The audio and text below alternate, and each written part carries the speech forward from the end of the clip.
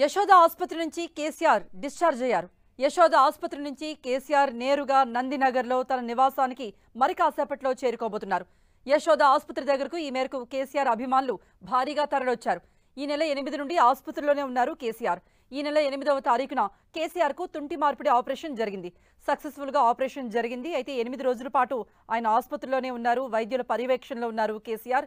కాసేపటి క్రితమే తన వాహనంలో నందినగర్లో తన నివాసానికి బయలుదేరారు కేసీఆర్. కేసీఆర్ వెంట వైద్యులు కూడా ఉన్నట్టుగా మనకు అర్థమవుతుంది. అయితే 2 నెలల పాటు విశ్రాంతి అవసరమని చెప్పారు వైద్యులు. తుంటి మార్పిడి సక్సెస్ఫుల్ గా జరిగింది. కాకపోతే కాస్త రెస్ట్ అవసరమని వైద్యులు చెప్పినట్టుగా తెలుస్తోంది. మనం విజువల్స్ లో కూడా చూడొచ్చు. కాసేపటి క్రితం యశోద హాస్పిటల్ నుండి వీల్ చైర్లో డాక్టర్లంతా కూడా కేసీఆర్ ను బయటకు తీసుకువస్తున్న దృశ్యాలవి. ఆ తర్వాత ఆయన తన వాహనంలో నందినగర్లో తన నివాసానికి చేరుకున్నారు. 8 రోజుల పాటు ఎవరెవరైతే డాక్టర్ల బృందం ఆయనకు చికిత్స అందించిందో వాళ్ళందరికీ కూడా అభివాదం చేస్తూ నమస్కరిస్తూ కేసీఆర్ వీల్ చైర్లో బయటకు వచ్చారు. తుంటి మార్పిడి ఆపరేషన్ సక్సెస్ఫుల్ గా జరిగింది.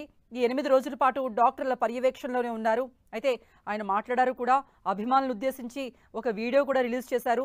అనేక మంది రాజకీయ ప్రముఖులు, వ్యాపారవేత్తలు, సినీ ప్రముఖులు కూడా ఆయన దగ్గరికి వెళ్ళి పరామర్శించారు. వాళ్లతో కూడా మాట్లాడారు.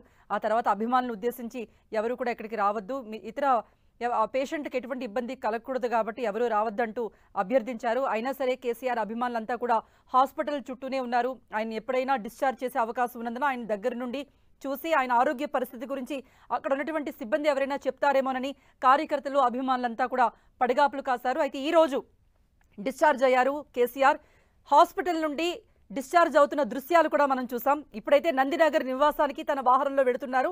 కాసేపటి క్రితం యశోద హాస్పిటల్లో తనకు ఎక్కడైతే సర్జరీ చేసి ఏ రూమ్లో ఉంచారో ఆ రూమ్ నుండి వీల్ చైర్లో అక్కడున్న డాక్టర్ల బృందానికి ధన్యవాదాలు చెబుతూ తనను ఇంత దగ్గరుండి పర్యవేక్షించి శ్రద్ధగా చూసుకున్న డాక్టర్లకు థ్యాంక్స్ చెప్తూ వాళ్ళందరికీ కూడా అభివాదం చేస్తూ వీల్ చైర్లో కేసీఆర్ బయటకు వస్తున్న దృశ్యాలు కూడా మనం చూస్తున్నాం.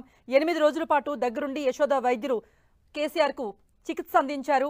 అయితే మరో 2 నెలల పాటు కూడా చికిత్స అవసరమని డాక్టర్లు సూచించారు. కొంతమంది వైద్యులైతే కొద్ది రోజుల పాటు కేసీఆర్కు దగ్గరుండి పర్యవేక్షించేందుకు తన నివాసానికి వెళ్తున్నట్టుగా కూడా మనకు అర్థమవుతోంది. కేసీఆర్ వాహనం వెంట అంబులెన్స్ కూడా వెళ్లడం మనం చూసాం.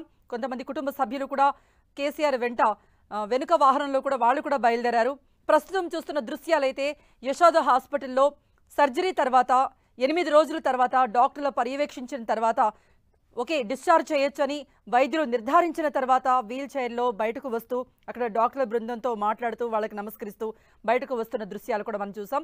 ఆ తర్వాత లిఫ్ట్లో నేరుగా సెల్లార్కు చేరుకున్నారు మాజీ సీఎం కేసీఆర్. అక్కడ నుండి తన వాహనంలో నందినగర్కు చేరుకున్నారు. అప్పటికే కేసీఆర్ డిశ్చార్జ్ అవుతున్నారు అనే వార్త వినగానే వెంటనే తమ అధినేతను చూసుకోవడానికి కార్యకర్తలు, కేసీఆర్ అభిమానులు చాలా భారీగా అక్కడికి చేరుకున్నారు.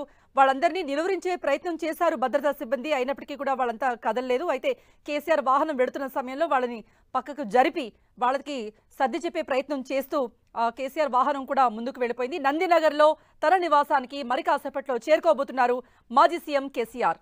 ప్రస్తుతం ఆరోగ్యం అయితే నిలకడగానే ఉందని వైద్యులు చెబుతున్నారు. కాకపోతే 2 నెలలు రెస్ట్ అవసరమని చెప్పారు వైద్యులు.